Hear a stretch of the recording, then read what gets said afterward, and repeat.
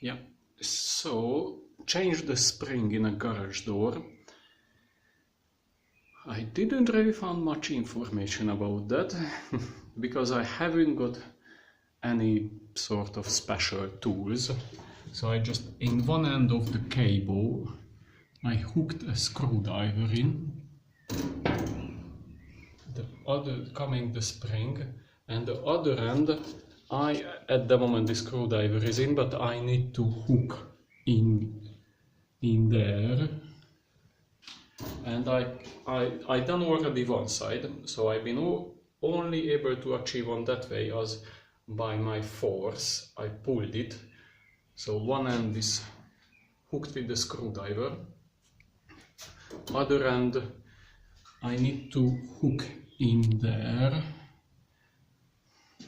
and I need to give it a force, something like that. So let's do it. So as now this is done, so now you can see the spring actually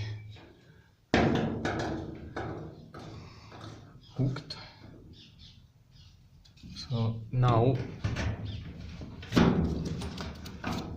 with this one I can tighten the spring by two hands, of course, and I need to get the spring behind this arm, and then after I can still hook the screwdriver. And so as the spring is lower than this arm, then maybe I should get it behind already anyway.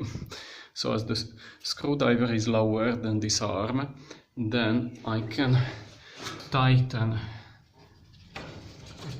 this spring into that screw, and I can have a new grip on the spring to move it even lower to that point. Yeah, so I done it. Actually the string is nearly in a correct place. I can undo that one, and here hooked with a piece of wire. So I hooked from the spring to this frame actually. And how I can continue is I need a spanner,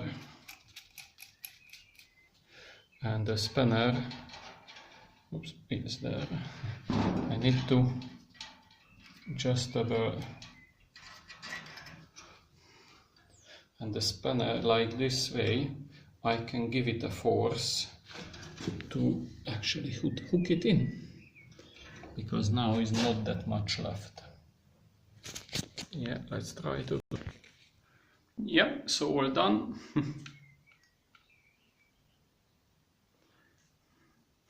So that's how I've been able to do it.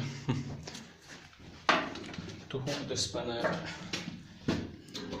in a very bottom end. With that one I'm able to force it down a little bit. Just to change the cable probably is much easier, because I can hook it here and then I'm just, or secure it here, sorry, and I can just unhook the string and then replace it.